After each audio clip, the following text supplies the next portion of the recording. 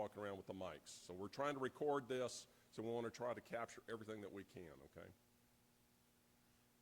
Great. Thank you very much, Gene. Thanks to SWIX, Florida Polytechnic, for the wonderful hosting job.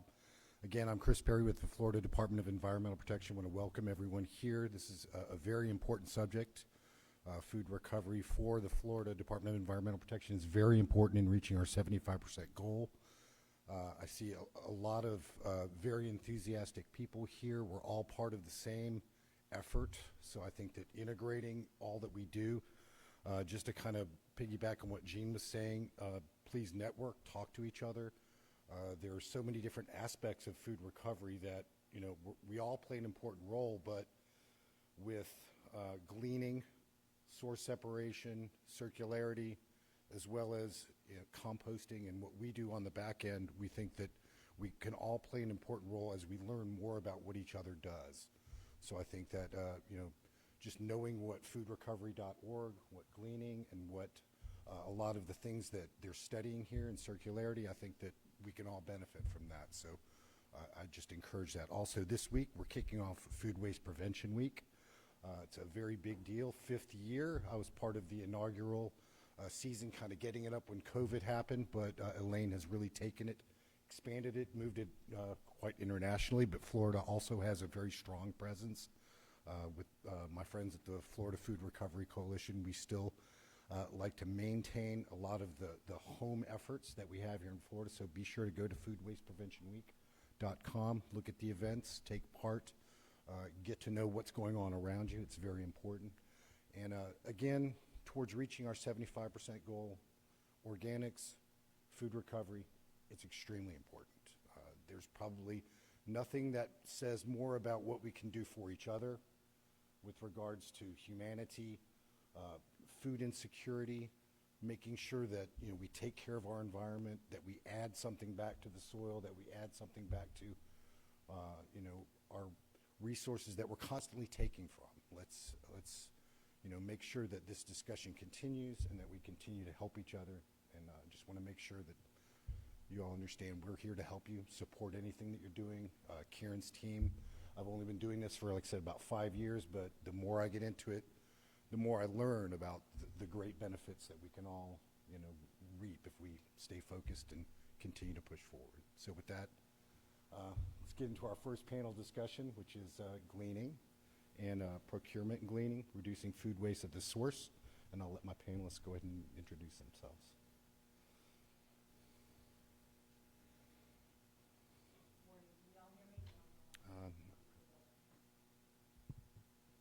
Okay, now can you hear me?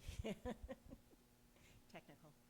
My name is Ann Miller, and I'm with Community Harvest SRQ. We are a nonprofit in the Sarasota area that concentrates on educating our population, our citizens, and our community on local food, its advantages both economically, nutrition, and all of those things. And through that, for the last 10 years, we have done the Suncoast Gleaning Project, where we actually send volunteers out to the fields after production is done to bring that produce in and get it onto plates instead of landfills. And we've been doing that in partnership with our local food banks, but we've also now expanded it to include as many direct providers as possible, our local church food pantry distributions, but it's fresh food.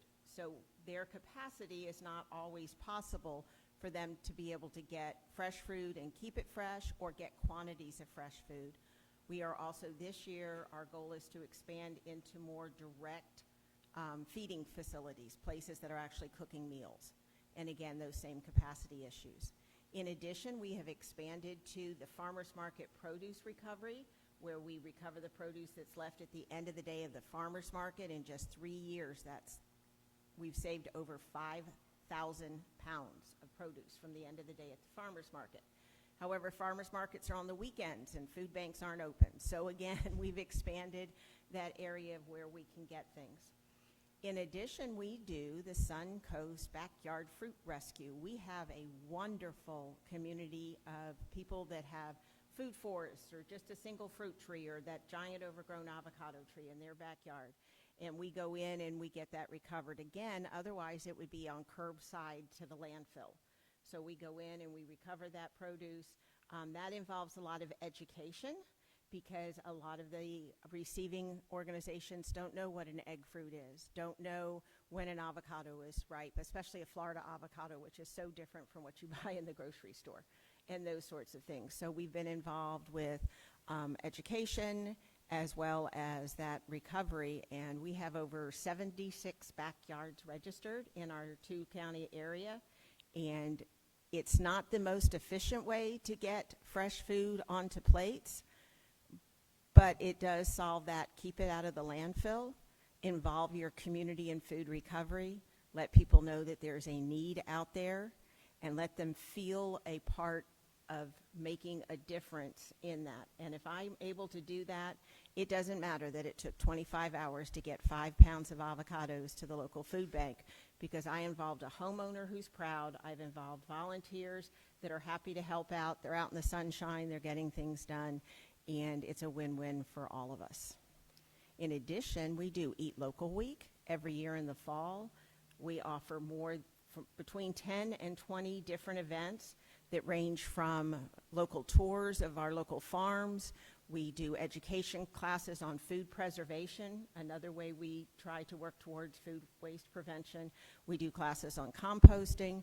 We also do a farm-to-table dinner where we have our local farmers actually come out and prepare the food that they grow and serve it to our community. And so those are the different things that we do to make sure that everyone in our area knows that there is local food, how to access that local food, and what to do with it once they bring it home.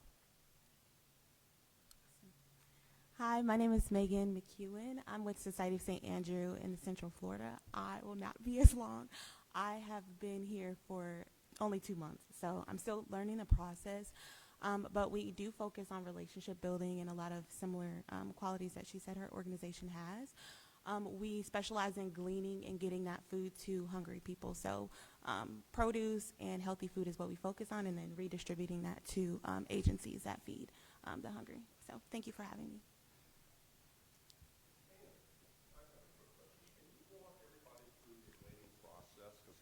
Everybody in this room is probably familiar with what food gleaning is. Can you talk about the organization in terms of how you put a program together and walk everybody through the steps that you need to do to work with the farmers to get it out of the field and how it goes from there? The complicated answer is every single glean is different, because it is. So true. My largest crop donor is actually a seed company that is planting hundreds of varieties of tomatoes to figure out which ones survive in Florida with our heat, humidity, and our pests. Zucchini, watermelon, those sorts of things. They can't sell their produce. So we go in and we get it out of the field for them. Unfortunately, their policy is to grow it to full maturity, because that's what they're testing, is the time to maturity, so that they can put it on their seed envelopes, which gives me this real teeny tiny window to get that to where it needs to go. We work with other farms that they collect it, but because it's not food quality, what's considered the grocery store food quality, they simply donate it, and we simply find the resources for it. The gleans that we love to do is when a local farmer calls us and lets us know that they're going to have more production than their CSA boxes are allotted for that week, and it's not going to last till the following week. And then we put out a broadcast to our volunteers. We schedule slot times. Now, we're talking 2 to 3 day windows usually. I have never heard more than 5 days in advance. So it is a get it done quickly type thing. So they call us. We post it on Eventbrite in slots. We send out a blast email and say, hey, guys, we need so many volunteers. Please sign up. We give them the specifics. Then the day of, there's a lot of education involved. I myself, until I was really out in the field coordinating, didn't realize just how careful we need to be when we recover that produce to make sure it lasts. So like if we're doing tomatoes, if you pop that little leaf piece off the top of the tomatoes, they don't last as long. And if I'm doing 5 pallets of tomatoes, it's going to take the food bank a while to get to that last box on that last pallet, and I want it to look as pretty as before. So we actually spend about 20 minutes, depending on what plant we're harvesting that day, whether it be lettuces or kales, whether or not the farm has told me to pull it or cut it so that they can do another harvest. So we go through all of those instructions, as well as the basic safety, so that people understand how to not cut themselves or do damage to themselves, or the farm. The farm will tell us, we only need people in these rows. Don't let anybody step in these other rows. I visit some farms that they literally sanitize our tires before we drive on. Every single farm is different. But, and that's the whole thing, is I need to meet the farmer's needs. When it comes to approaching farmers, we're constantly reaching out to farmers. In our area, Sarasota, Manatee, DeSoto, we have had 4 major produce farms close in the last 2 to 3 years. So we are constantly reaching out to new people. It is pick your own blueberries and strawberry season out our way, so we'll be doing blueberries in the next couple weeks, and it's the same type of thing. He starts his pickers in the front of the blueberries and goes back, and I get to come in 2 weeks later and clean up what they've left behind as we go around. And those are the sorts of things that we do. And then blueberries we're picking in the evening, and the food bank isn't open. So in advance, we have set up with different places that can take it. Nobody can take more than 3 boxes of blueberries. They're not going to get it out. I don't deliver it in cute little containers that they can hand out to people. So each facility has a different need, depending on whether or not they're going to prep it and serve it, or whether or not they're going to include it in pickup boxes or those sorts of things. Does that answer your questions, Jean?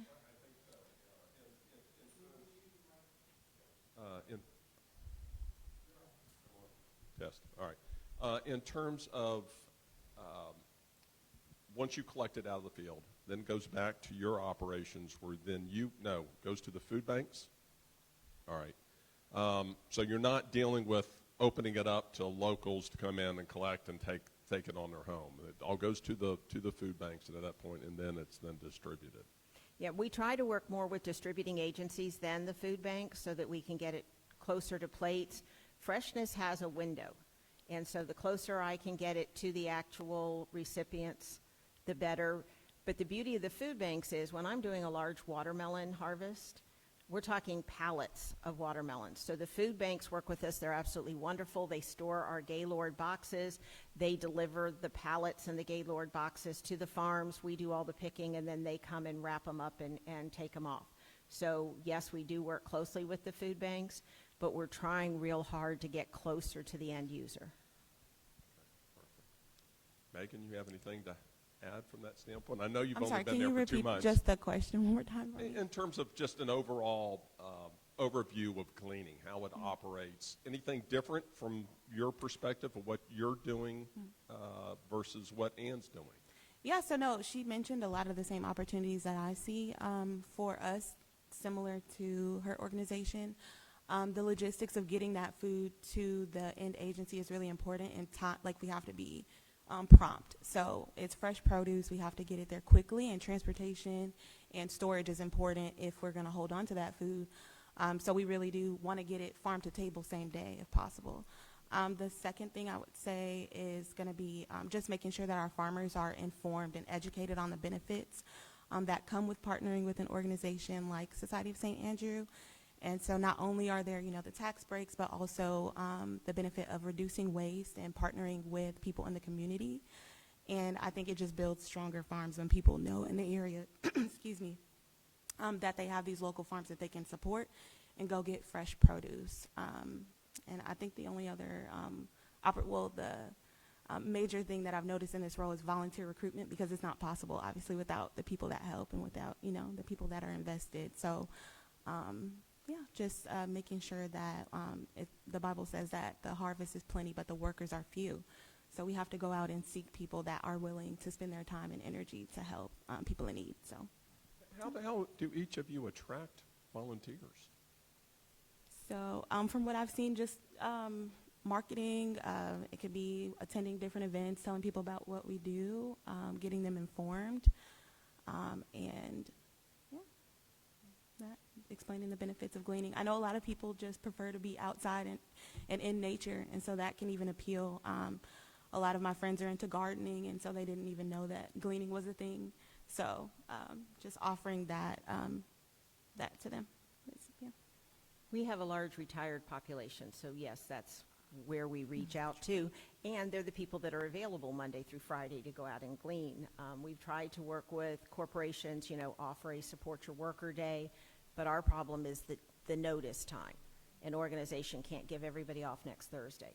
So the other side of it is you can't glean year round. So it's not like you have a group that comes every Thursday year round and they put it as what they're doing. It's an as-needed kind of basis, which makes it tougher for keeping. One of the things that we've charged ourselves with this year is more youth involvement. So we have a large homeschooling groups in our area. The beauty of the organization of the homeschooling group is they already have their liability insurance lined up, all those things that complicate gleaning for us. And they're Available. they're flexible and available. I can call them on a Tuesday. And they've actually asked us to develop a curriculum on agriculture, nutrition, local food. So we're going to be putting those things together to work more with children. When it comes to our backyard fruit rescue, a lot of that happens in the summer. So this year we're going to be working with, we have a college-aged intern who's going to be leading the program this summer, and we're going to be working with our local 4-H groups. Again, another way, they have to do service hours. They're kind of right there available. They're eager to learn all the different types of fruits and how to harvest them. And so we'll be able to utilize that as a solo, well, actually there's now 2 staff total in my whole organization. We just hired our second person to be able to work with a volunteer organization that has their own phone tree is another way that we're able to do the volunteers. Otherwise, it would be me on the phone trying to recruit volunteers. So yeah, we do, like Megan was saying, we do a lot of tabling events where we're talking to people, encouraging them to sign up via newsletter, and encouraging them to respond to the newsletter when it comes out. I have a quick question for you. Given the on-demand nature of gleaning, I'm just curious as to what shared responsibilities there are between the farm, your organization, and if there's any, what kind of coordination is there? Because I'm sure there has to be for any type of success, and I'm sure there are probably a lot of challenges that may lead to missed opportunities.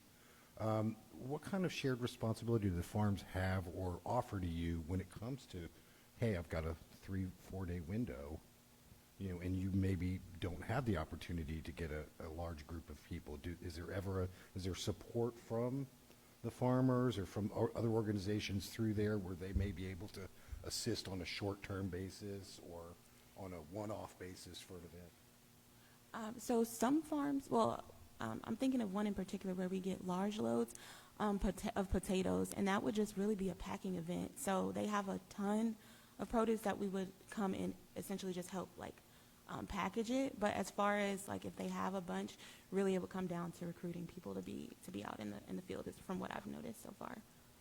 Yeah, I've never been on a farm glean where any of the employees from the farm actually helped, besides the farm manager who's giving the initial instructions. Occasionally, they might move a pallet for us and that sort of thing.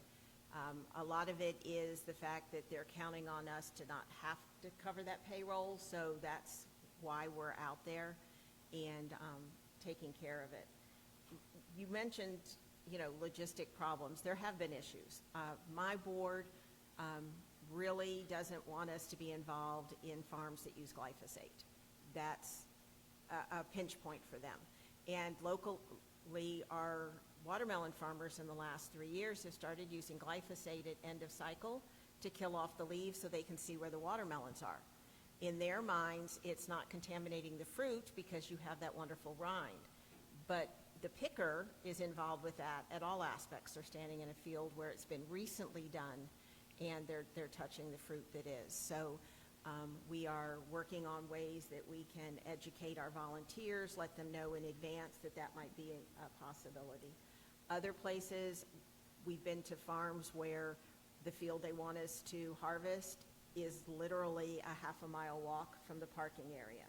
My elderly volunteers are not going to make it that far and be able to pick and be able to make it back in, especially if it's uneven ground, you know, if they're walking through farm fields. So everyone has a different challenge that we're trying to overcome. And sometimes it's just a small farm and it's literally 3 boxes of lettuce, you know, so, and that's an easy one. 2 people go in, they cut the lettuce and bring it down. But when you mentioned bringing it to my facility, I don't have a facility. For the first time in 8 years, I finally have an office. And so everything has to go. We can't clean it, we're not packaging it, we're taking it as is, which sometimes is a hardship for the receiving organization. They don't have, you know, the place to prep that food, rinse it, get it ready. And if they're doing distributions, they need to have it in a distribution container. So you were talking about packaging things up, and we don't often have that opportunity.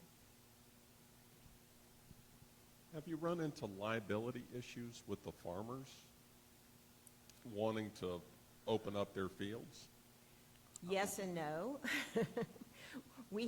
I have had farmers ask to see the liability waiver that I have my volunteer sign to make sure that that covers them sufficiently.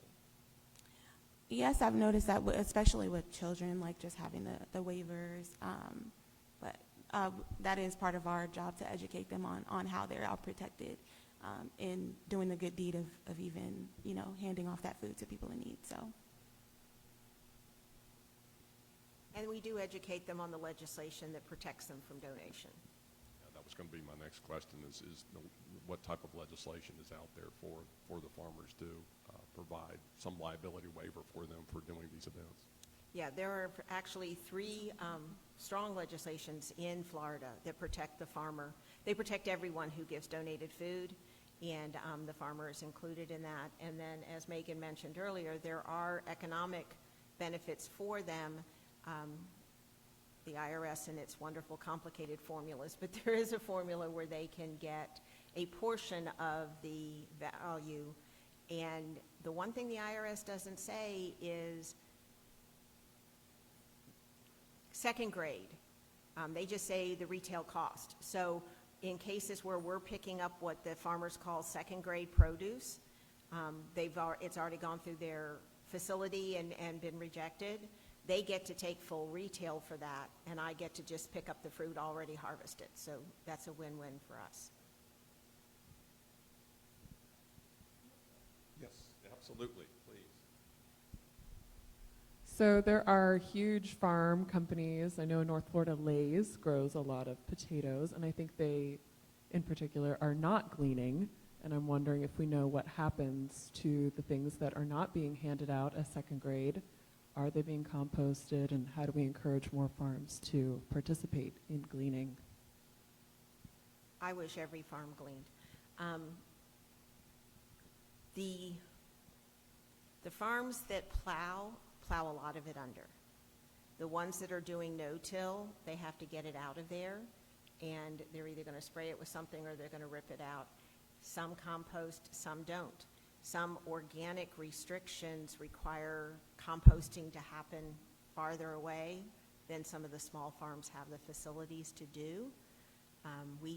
In Sarasota, we do have a Sunshine Community Compost that works with some of those farms to get that off. But we do not have in Sarasota County or Manatee County any curbside composting programs right now. So it's something that we're exploring. I do know I work with a couple of livestock farmers that go in and pull some of that, but that requires equipment, and some farmers won't let you bring that. But we have yet to work with a potato farm. That's more up your line. We're too far south.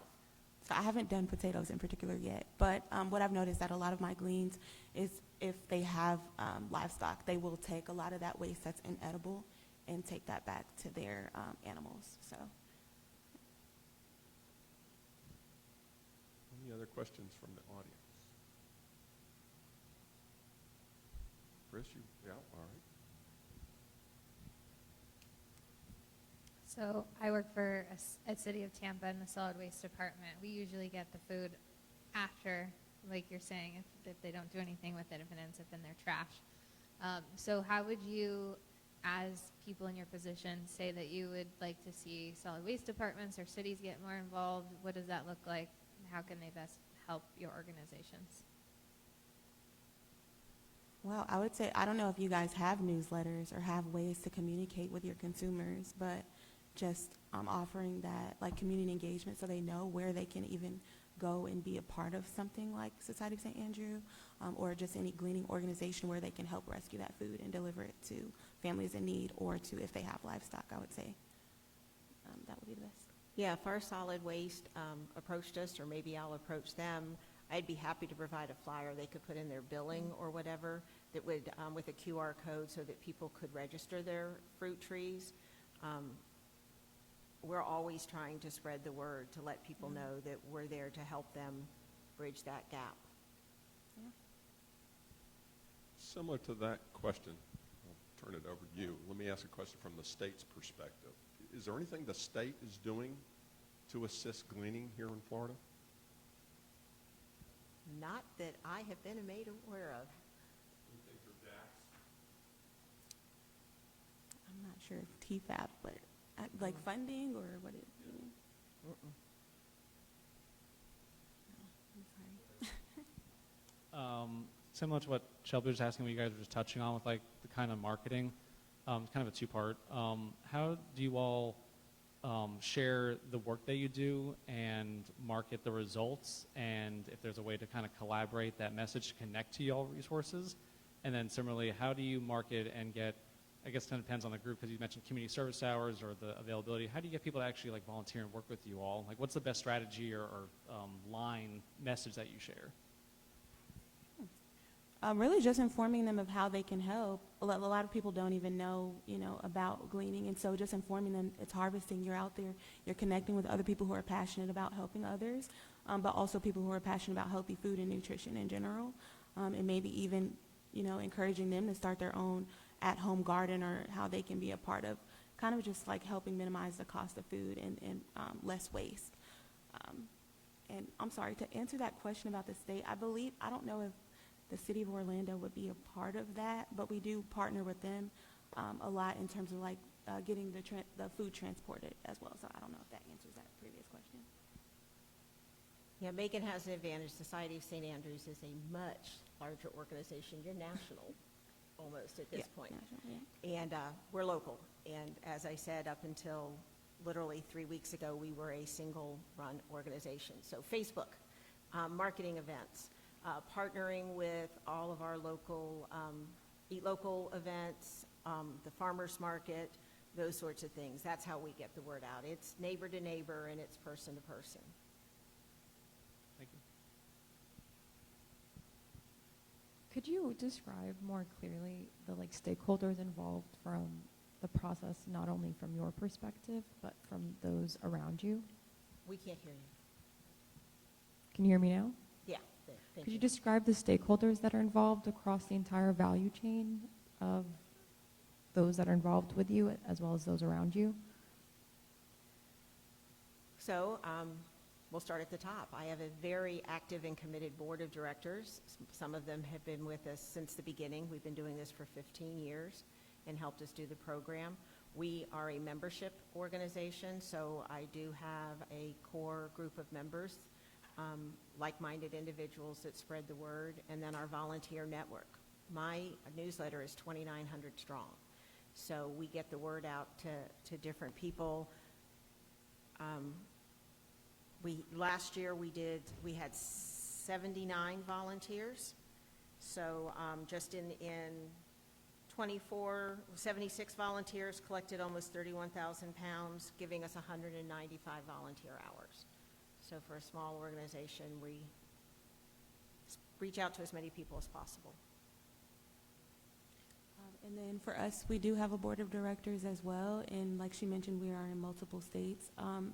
So we have our coordinator and regional director in each state that we are in, as well as I have 5 area gleaning coordinators, so from Miami to Tampa, Orlando, and even North Florida. So we're kind of spread out, and then we partner with the agencies, but it is important, as she mentioned, the relationship aspect of just building, because the people that are local know the agencies that are in their area a little bit better and can speak to that. So it's just important that we capitalize on those relationships. I'm jealous.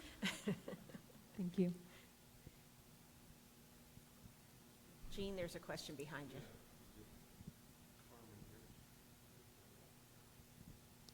Is there an overarching organization, a central point in the state that helps? If myself as a farmer, I don't know what resources are available, is there some place I can go to see what gleaning opportunities we have? And I'm thinking of a website that may be able to help if you don't have one. On the state level, I have not seen. I do know that Emily Grant, who you'll meet a little while, foodrecovery.org, people do reach out to her and she refers in our direction. Nationally, there's the Association of Gleaning Organizations, which is wonderful with resources and shared information. They do a gleaning census every year. In fact, they got a grant this year from SARE to actually measure what is left in the field. So gleaning organizations across the country are helping to provide those statistics of how much was left for us, how much of what was left for us was actually sellable, usable, or compostable only. And so that nationally we can begin to draw that picture so that people understand how food waste is happening at the source. I think DAX, Department of Agriculture and Consumer Service, does have a section on their website on gleaning, but I don't know whether they list all the organizations that are doing that. Karen's looking right now, so hopefully we'll have an answer here in a second. I have a quick question regarding some of the volunteer efforts. Just curious if you have any stories of successes where maybe you were pointed in a direction where a group of individuals, maybe young people, maybe a school, maybe an area where there happened to be an influx, where you had a great many people who were putting out a great effort and you were able to possibly retain. What does it look like when you have the opportunity where you get a core group of people and you're really trying hard to keep them engaged and continuing through the process? Just curious. So when I first started, actually, I traveled down to Okeechobee. It's the big river. Sorry, I'm a Chicago native. But there's a big lake in South Florida. We went for a gleaning activity there, and there was a school of students at an agricultural high school. So they come out annually, even sometimes multiple times a year, and just help. And that day, I want to say we delivered almost 11,000 pounds of cabbage, and they are fast. So it's just good to have, like, you know, those facilities that are interested in having their students out. I've noticed that they want to get involved and they want to come frequently. So that, and then here in Central Florida, we partner with a lot of churches and temples that have days where they have volunteer efforts and can come and have that big number of people to where we can get a good amount. So yeah.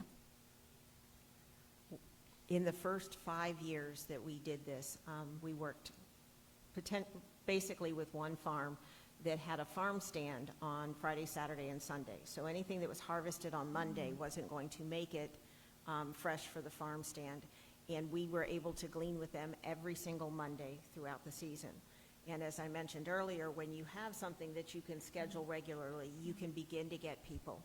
And I'll never forget, it was probably around 2015, 2016, Monday of spring break, we had 3 elementary schools, 2 service groups from the local college because they had to get their service hours in, and we were able to send all of our regular volunteers home and give them Monday off. So we had more people than we could possibly use. And it's wonderful to see that because it means that our word had gotten out, that there were school groups that knew we were there and planned to make that opportunity available. I failed to mention the SCPC, which we have annually, and it actually just passed, and we got 65,000 pounds. So that was just gathering the food that was left over from the show and then distributing that. So it wasn't in the field, but it still just was an effort of reducing waste and getting that food to people in need. And also, Annual are event. there any, Chris, talk in the mic. We get junior service projects, junior service projects where you receive credit. Are there programs that are kind of entrenched in schools or throughout maybe universities or high schools where you possibly can, recruit? That's one of the reasons why we're going to be working with the 4-H groups, because all of the 4-H clubs have to do service projects as well. And because we're doing it as a curriculum development, and again, we're seeking funding for such program, because we're doing it as curriculum development, that will give them the benefit of learning the tropical fruits that grow in our area, as well as the proper way to pick them and secure them, and then utilize as they're going. And again, we want to do that with the homeschool groups, because just like our public high schools, even the homeschoolers have to do so many hours of community service in order to qualify for different scholarships at graduation. And as a 501c3, we are able to sign off on those forms for them for volunteer hours. Yes, I just scheduled actually for potato gleaning of a teacher who wanted to do something like that. So it was a course that she created, I believe, and so she's going to have her students come out and participate in an event.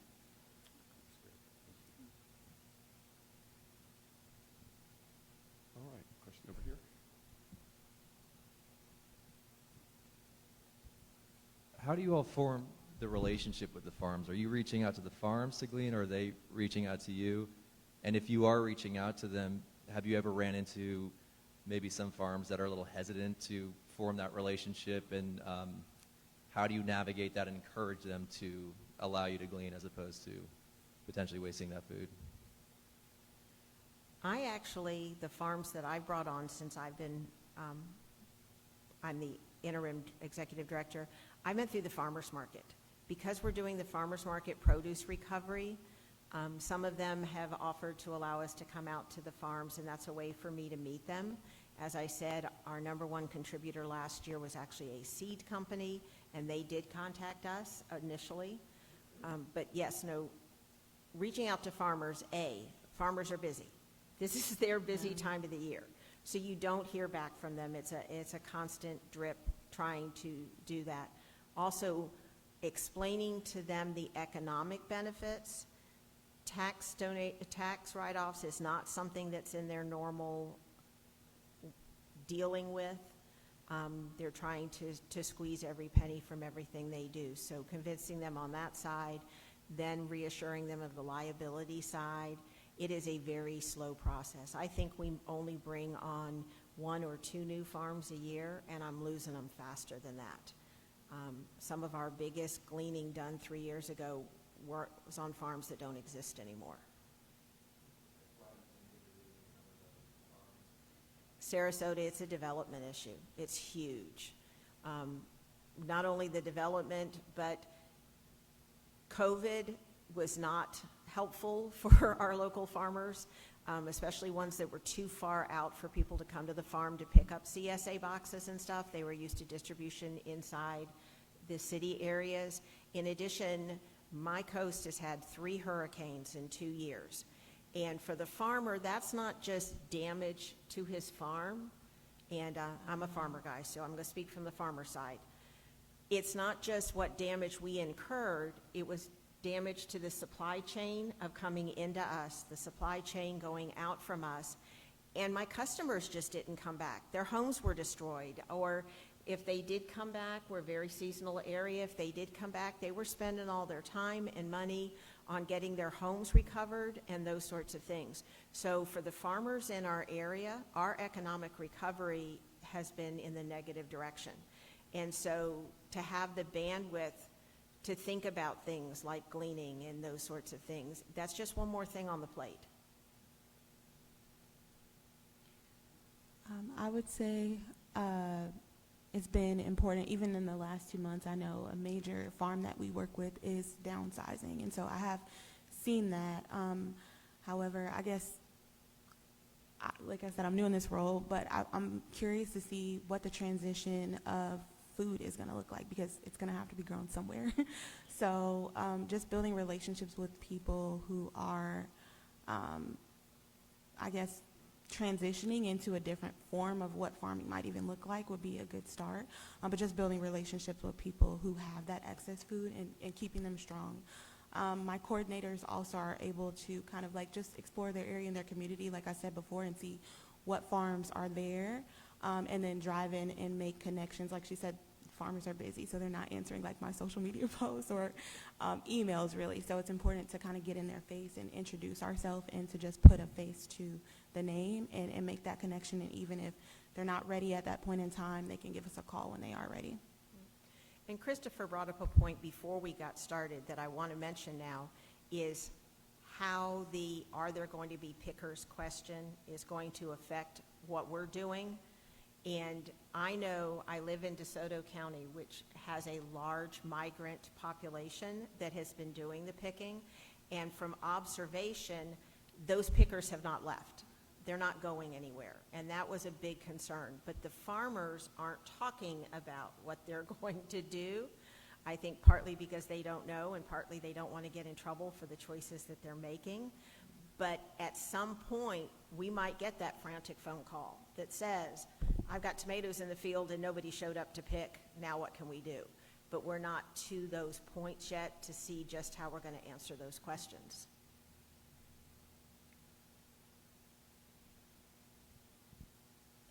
Let me ask our virtual attendees if you all have any questions. Just raise your hand and we'll come back to you. Any other questions for in-person attendees? Karen, want to say something? So it looks like on the Florida Department of Agriculture's website, they are responsible per state law, per statute, for a food recovery program. They do have a food recovery resource guide. So if you go to fdacs.gov, and you search food recovery program, it'll take you to their webpage. Look for their food recovery resource guide, and it does have a resource list of organizations that do assist with gleaning, food banks, that sort of thing. And that was, you said FDACS? FDACS, Okay. yeah, Florida Department of Agriculture and Consumer Services, so fdacs.org. And then again, research food recovery program, and then you will find the food recovery resource guide. We'll create a resource link as part of the proceedings and put that in there, along with anything else we can find. I have another question for you. With regards to wanting to get closer to the end user for you guys, can you tell us a little bit about,